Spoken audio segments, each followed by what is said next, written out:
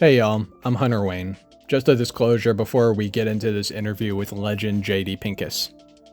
I wasn't sure if this was going to be an article or a podcast going in, but when I realized the importance of what we were talking about, I felt that I had to get this interview out to you as fast and direct as possible, even if it means that I goof a couple of times, which I do edit to not deviate too far from the point, which is JD Pinkus and I talk about artistry, incorporating technology in your art, and most importantly, how you can help those that have unfortunately been hurt by this last hurricane in North Carolina. If you'd like to donate to an organization that's on the ground right now providing assistance to those in need, JD and I strongly encourage that you go to belovedashville.com. There you'll find out more about the organization, their projects past and present, and how you can get involved. Without further ado, JD Pinkus. I think I would just get right into it. Even with setting this up, I was kind of shocked to learn that you truly are like a one-man operation, like in all aspects, and seeing how that translates to from the times we were just talking to seeing you on stage, and it's kind of inspiring. And so far as like you don't need a committee of Yeah, no, it makes it easier for some people, but there's something to be said about the solitude of and the vision of just one person doing something. It doesn't come off as professional, that's for sure. But I think sometimes, I guess every once in a while, some people do want to know where the how the sausage is made. what led you to I'm just gonna do it myself, like first of all. Well, I mean, I'm just in my business, so like at the level that I'm at, I look like I'm in jail now in the little picture. Yeah, in the at the level I was at with a lot of the bands I was playing in and trying to get going, I was playing with excellent musicians that unfortunately had other commitments in life that were bigger than anything that was being offered in starting new music at this point in their lives. So playing music by myself was a very freeing thing, anyways, to be able to take a whole idea that's in my head and not compromise it with someone else's part or put lyrics in it that don't necessarily match the song to me or any of those kind of things. So it's kind of just being able to have a vision and being able to get something done and being able to play when I wanted to. I think I heard someone put it best for a one man band is you show up just as drunk as yourself, you show up just as fucked up as yourself, you show up late sometimes just like yourself, but you always show up with yourself and you put forth what you got, you know. True. Um, it's one thing I've noticed because it's my first time, it's first time seeing you live, and what was there seems to be like a experimentation, seems like a guiding principle, and a lot of like the art that's presented, and whether it's throughout your entirety of your solo projects or even just on one project at a time, do you have like guiding like sort of print inspirations that inspire you like visually, musically, or does it change as you're going through each project? I think it changes, but you also need to kind of come up with an idea of presentation. And presentation is I remember Helios Creed one time said something about my band Honky, and I always just loved what he said about it. And I've used the term a lot when he saw us. He goes, y'all have the meat and the potatoes. And I like that. There's a lot of bands that have meat or potatoes, but if you can provide the meat and the potatoes, you're a regular TV dinner. And I want to be the TV dinner of one man bands. So I think my wife, she had a big inspiration on me going back to using visuals, and it's really hard just to stare at one person for 45 minutes or an hour or whatever, no matter who they are.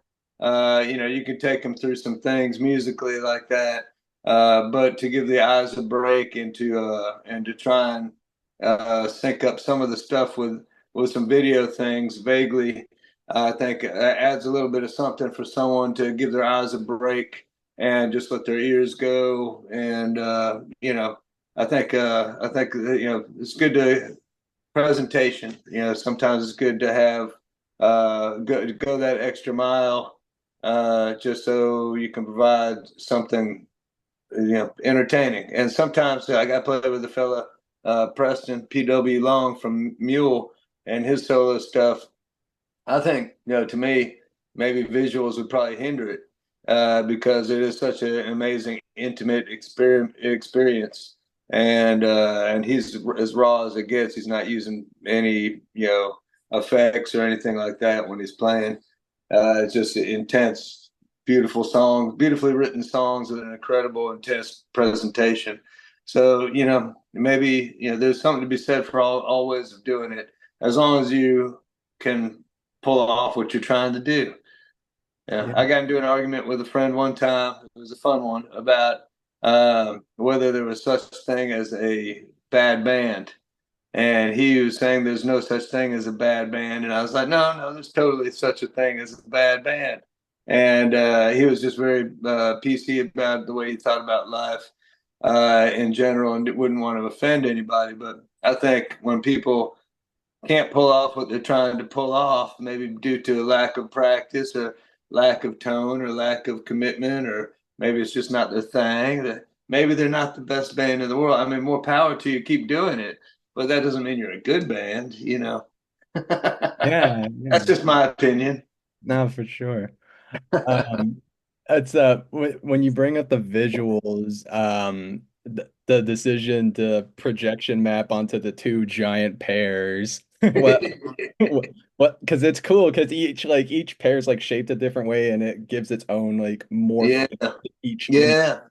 yeah. What led you to that? Decision? Well, when I was traveling around with my two screens that I had, and I wore my cowboy hat a little bit more, I guess, on that tour.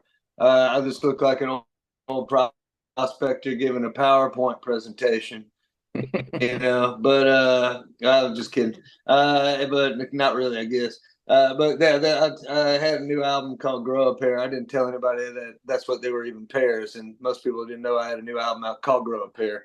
So I'm sure to a lot of people they were just nut sacks. I heard lungs.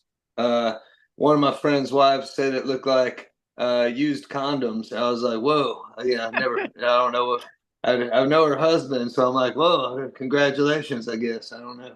Uh, but yeah, so it was interesting to see what people would think that was. But to me, it was just something more organic to show them on, and just when people were just looking at them while they're waiting for the show to start and trying to figure out what they are, and then realizing afterwards that they're screens.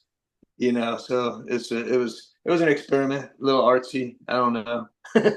My neighbor Adam, he makes giant. He's got the Blue Ridge Character Workshop, which survived the storm because he was by the river, but he's on the second floor of this warehouse, and he makes huge dinosaurs and dragons and all kinds of crazy stuff for theme parks in like Dubai or wherever. He's getting flown out to Abu Dhabi to do installations, and we like to. And so after smoking and talking and joking, we started talking about making the huge pairs, and then I started thinking about projecting on the pairs, and that's how it got going. Yeah, yeah. And I then mean, when I wanted to do something a little bit different for this tour, instead of the same thing that I'd done, and that seemed like a good place to start. Yeah, because it's like I was going through your discography like after seen the show, and even then I'm like they just kind of look like two big weird pairs. Yeah, Yeah, yeah, yeah, yeah. yeah. That was painted by my friend Sam down in Georgia, and I'd seen something kind of similar, and I had the idea for grow a pair, and I was like, those are the pairs I need right there. Totally. And he gave them to my other art guy who does all my other records and my solo stuff, and he did the layout with them and everything, and did corrected my grammar for the lyrics, and found the inner space photo, excuse me, of the big white underwear with a pair inside it. So it's good to have good people on your team, and I got good artists. I got Sam who painted the pears himself, is also the one that did my pigs that I use. I like to use the same artist, so you kind of have the same look for stuff. And when you find somebody that's got your style that you know that you like, that suits you, you want to stick with it. Yeah. I think it's all about branding, you know, Mm. for folks in the business, and a lot of folks know me by my name, Jeff Pinkus, from doing Butthole Surfers and other stuff like that. And then when I started producing stuff and doing other stuff afterwards, I would just always sign it JD Pinkus, and then that kind of I had both for a little while, and really most people just call me Pinkus. But when it came down to do a solo record, it seemed like uh, branding would be a good way to go to distinguish it from other stuff that I'd done. So therefore, the JD came into play with it. Okay. When it comes to the visuals that were projected, are you the director and the editor of those visuals, or do you collaborate with other artists on making those visuals? All of the above, except for I mean, it really there's not much that directed on there, except for like I'm a little home stuff that we do. But most of the stuff is edited together, and I get a lot of help from content from other people. I've bought content from other people. I've rented content from other people. I've gotten permission from other people to do that. But yeah, it's nothing. I'm not trying to sell Yeah. their visuals, but you know, showing them, I still feel like I owe something to the stuff that's not already public domain. Yeah, that's why you see a lot of old footage out there because it's public domain at this point. So it's easy to get that stuff, and black and white stuff looks cool. Hmm. Like when you curate the visuals, do you curate it for the overall space grass sound of all the songs, or is it just like is there a narrative guiding point with the visuals or It started out as taking the set list and making visuals and estimating how long the song would be, how long the transition would be, if there would be any talking going on or not. And usually I was pretty on it for about the first song was about three songs, and then I played another two songs. And that's like my Pink Floyd Wizard of Oz tightness that I go for. And after that, it kind of I want it to keep going, but sometimes I talk a little too much or whatever, and I don't try and ruin the song to catch up with stuff. But I do have gaps later to where I can kind of see where I'm at sometimes and round up and try and keep it going. I got a song 20-pound jockey, and it had a much longer part in my video when that was part of my regular list. But I still like parts of it, and I throw that in you know, for other stuff just because visually it was something that entertained me. So it's a combination of it all. Yeah. Also, I have different video edits for different list ideas, or at least different lengths of sets. So when I played with Clutch, it was a 35-minute set. Or actually, it was yeah, something, I think it was 35, maybe it was 30. But my video was to match it, you know. So if I see the mushrooms growing at the end, I knew I better wrap it up right then, oh because I knew how long that was, and the same with my hour-long one. And yeah, I just have different ones from different tours, and then always collect new material, and I have new videos that come out. So a lot of the times I can incorporate some of those into there. But yeah, who knows what's next? I'm getting into some weird projection mapping stuff, and that's what I did on the pairs. Was just one projector that was projection mapped onto both pairs, and I just got all that stuff right before the tour. Else I would have had it a lot tighter. Being able to wrap the image around the pairs, with stretching them with points and things like that.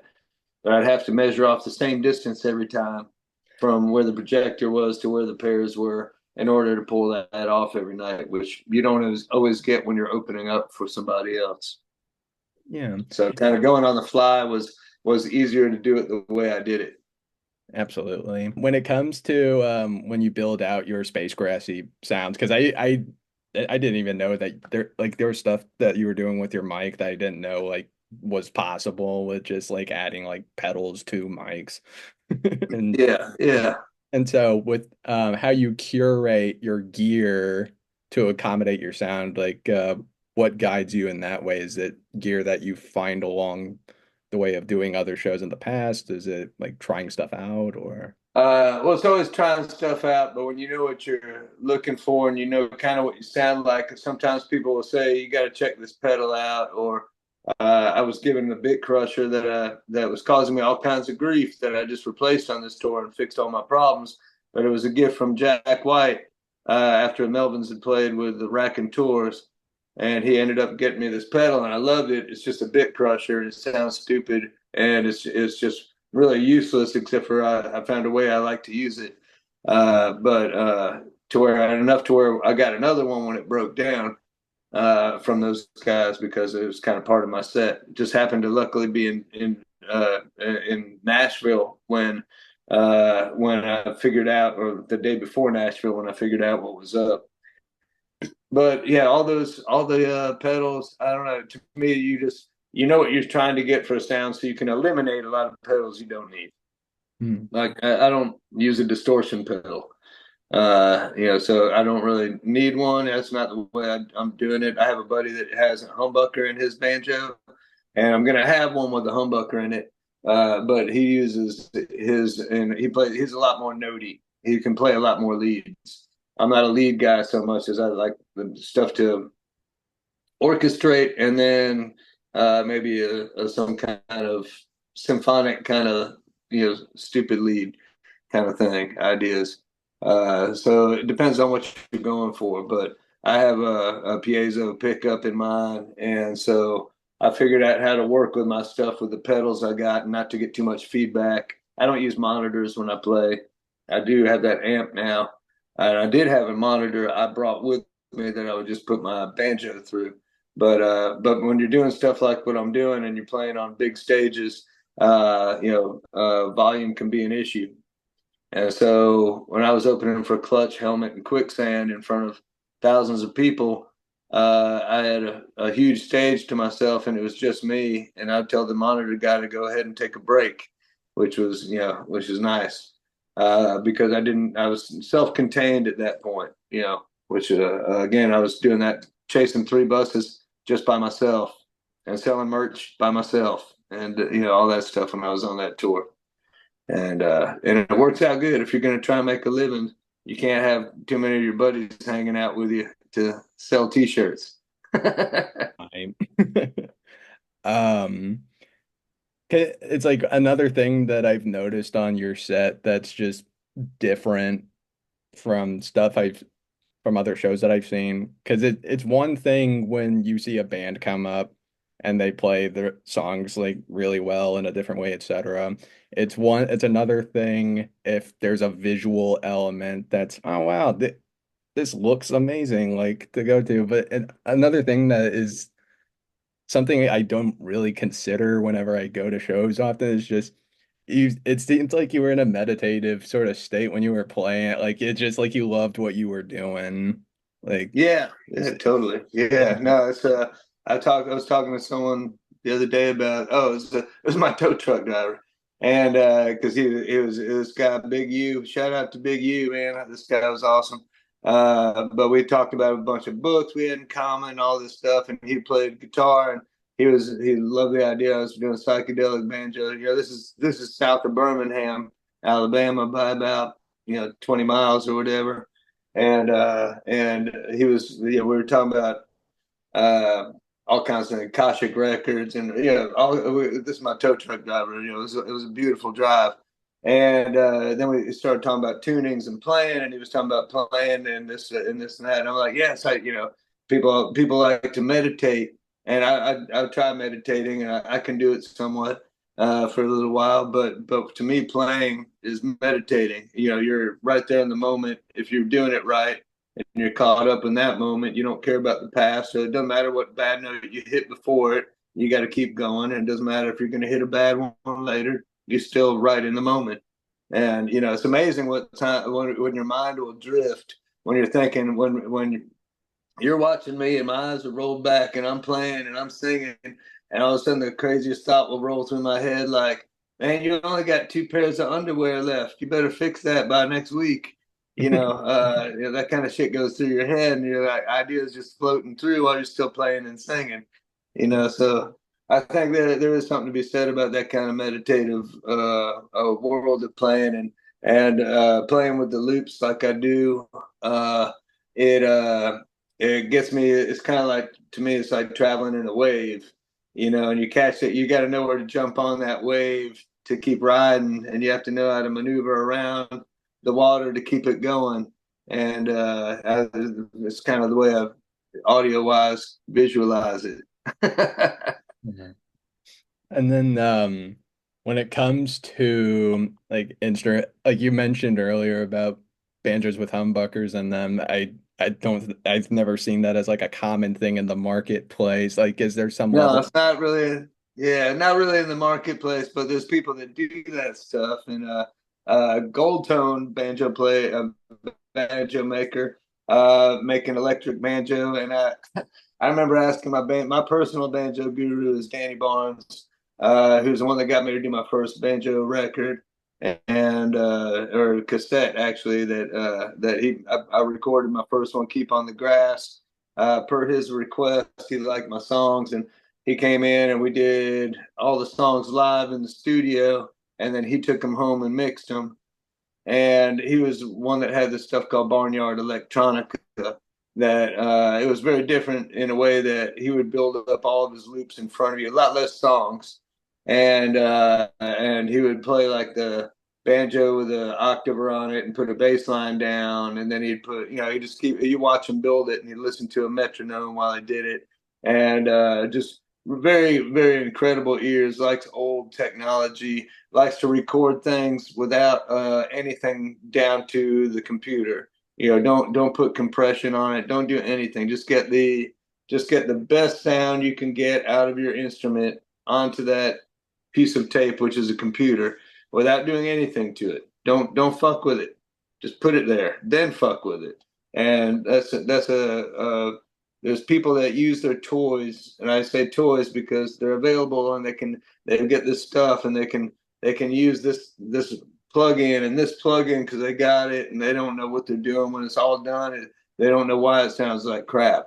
And make it sound good going on to what you're recording on, whether it's tape or computer, and then polish it up from there. But if you start with something good, you're gonna if you can't uncompress something, and people use the compressor like they should never use one. There's no uncompressor. Once you compress it, it's done. So it's best off just to wait, to let the song develop, and then do the stuff. So he was a big influence as far as that kind of recording goes, and being like I mean, he doesn't use like pitch benders and shit like that. I'm sure he would if he if he had one and he heard it. But yeah, there's not many folks doing that kind of work out there, and I'm meeting some of them. Some of them use humbuckers because, well, what he told me about the humbucker, I got sidetracked, was the gold tone banjo. I said, "How is that for an electric banjo?" Because I was playing in one band and everybody was way louder than me. He goes, it's the combination of the worst sounds of a banjo and the worst sounds of an electric guitar, all put in one instrument. So I never wanted one of those electric gold tones after he said that. So I had to experiment with different stuff, and then meeting my buddy Tall Tall Trees, Mike, who I did an album with, which he's a guy that, well, before the storms, lived down the street from me, and we met during the pandemic and everything. But he's got a microphone and a humbucker and no piezo, and he's combines them together through a DI he's got, and he does some rhythm percussion shit that I kind of been stealing from him to do, and stuff with his looping and everything, much different style. But he's very much more schooled musician than me, and he goes through a lot of scales and he studies scales, and so he can play leads like guitar leads. He's got a 6-string banjo, and it's tuned like a banjo. It's not tuned like a guitar, but it's got 6 strings on it, and he'll go off onto leads that sound like guitar leads. So distortion pedals work with him with his sound. I'm not trying to do that same thing because I'm not like a jammer kind of guy. I'm more of an orchestrator, songwriter kind of guy. I'm jealous of people that can jam like that, but I was just never been. People think of me as a jammer from my last band, from all my bands I've been in, and I've done those, noise jam things, but I can't say that's where I'm most comfortable at. I enjoy writing songs and especially with solo stuff when I'm doing the loops and that kind of stuff, or even not without the loops. It's just if I feel like I can pull off the song without the loops and get the sound and the song that I'm trying to get out. That's what I do. I think the loops can be overused, and I think if you use them all the time, it's overkill. And if you throw them in and out of there, you can build textures and waves of a performance that you can bring people around with. I like to use humor and reality and twist them together and run them together, and then come out of it with something that will hopefully bring people back up again. And to me, it should be a whole experience, and the whole, the visual and the sound.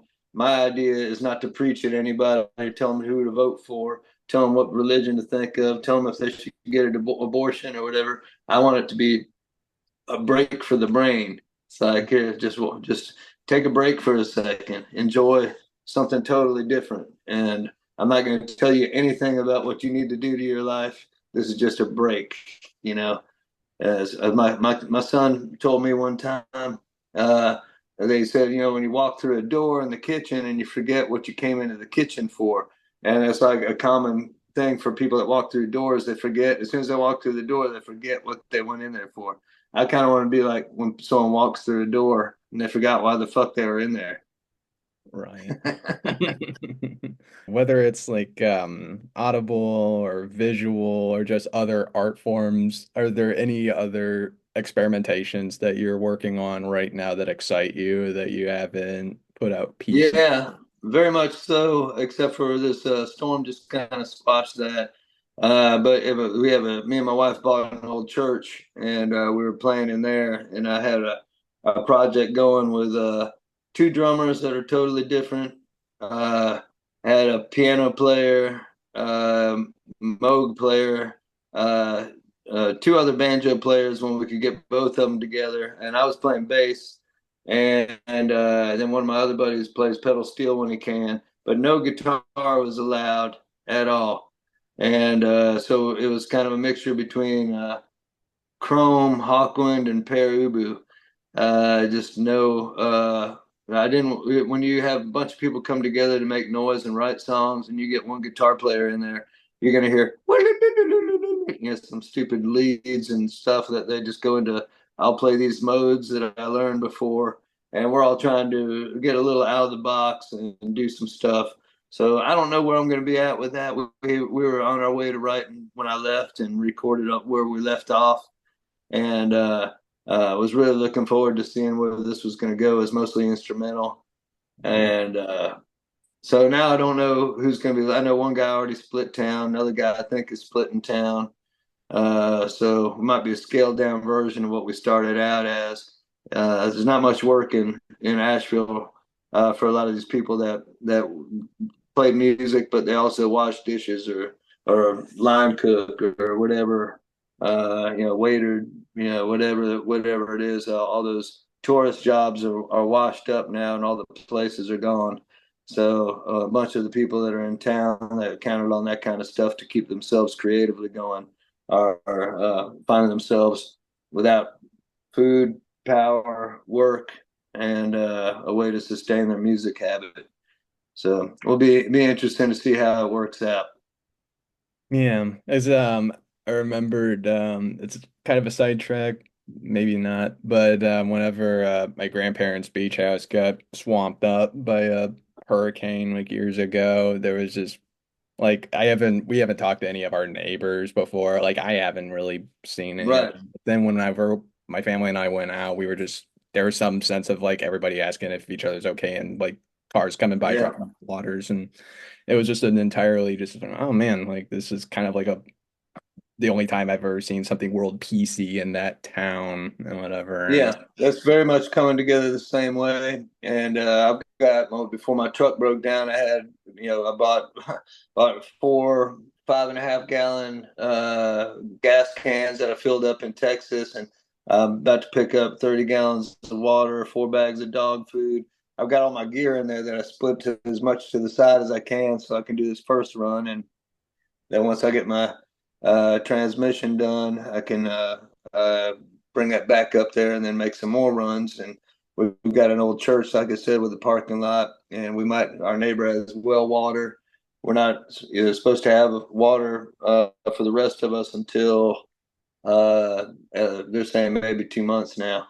So we're trying to figure out a way to help out the neighborhood with our church that nobody lives in, and store some goods in there, and a parking lot that people can pick up stuff at, and our airstream that we could run a hose from our neighbor's house all the way down the hill, and hopefully folks can get hot showers and feel what water is like again. Because when we first moved into the place, we didn't have power or water, and so we were already kind of prepared for this. We got a compost toilet in our place and stuff like that, but we built it up to where there's running water before this storm.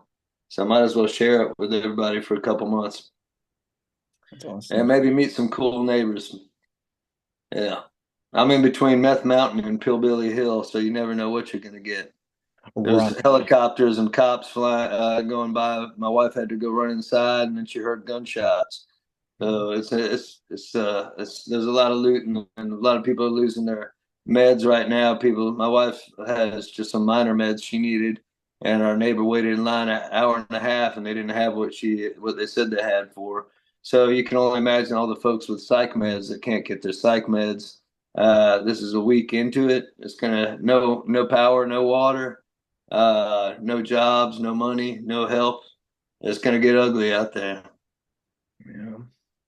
Yeah.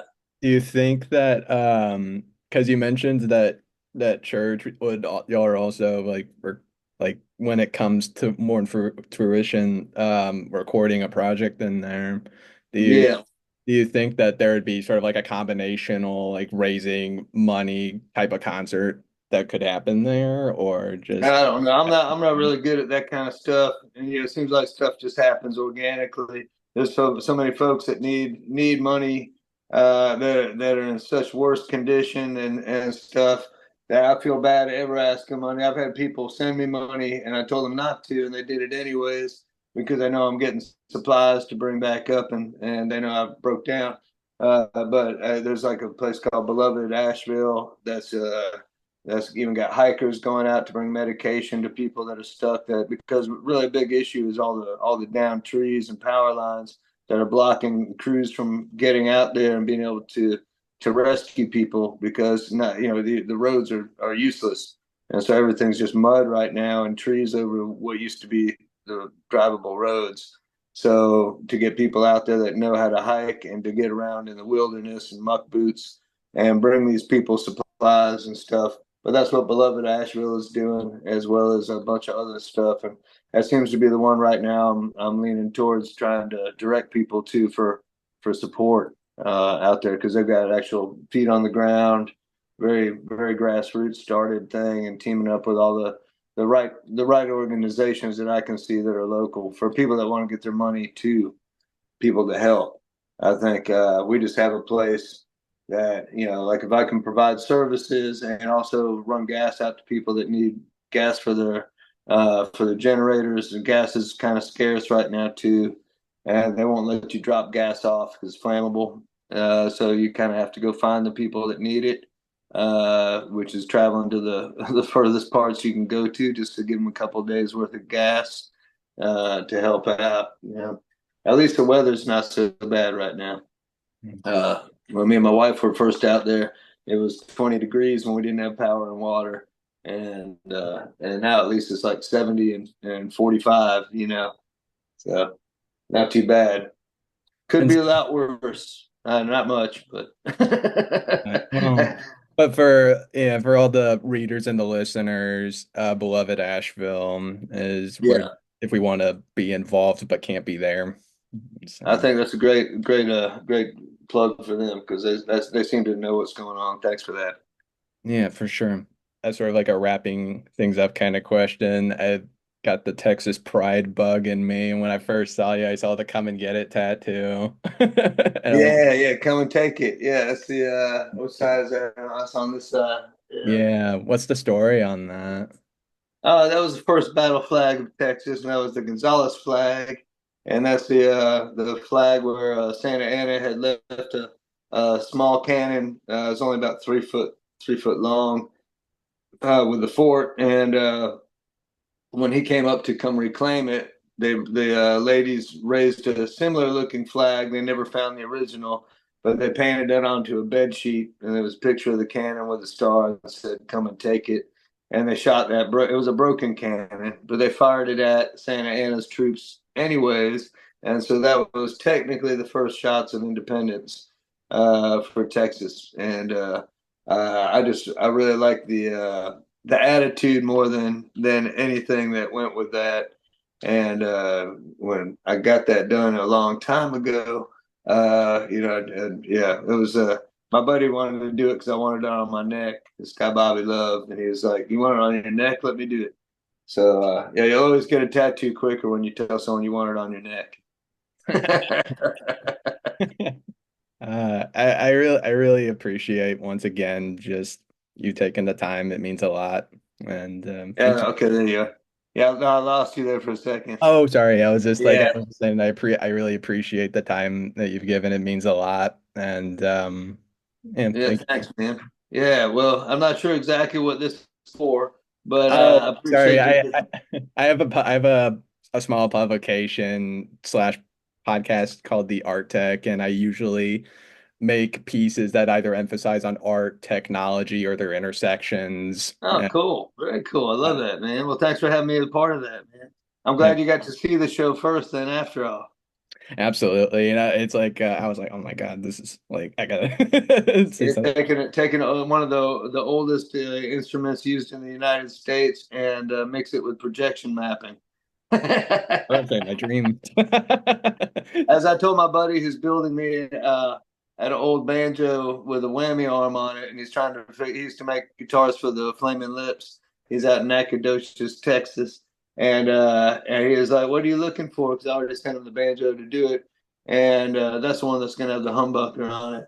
And I said, "Just think, ancient astronaut, man. I want this thing to be like something an ancient astronaut would play." You know. Absolutely. That's amazing. Zoom is about to kick me off in a minute, but Right on, man. Well, hey, great talking with you. you And too. thanks for taking your time, and thanks for spreading the word about beloved Asheville.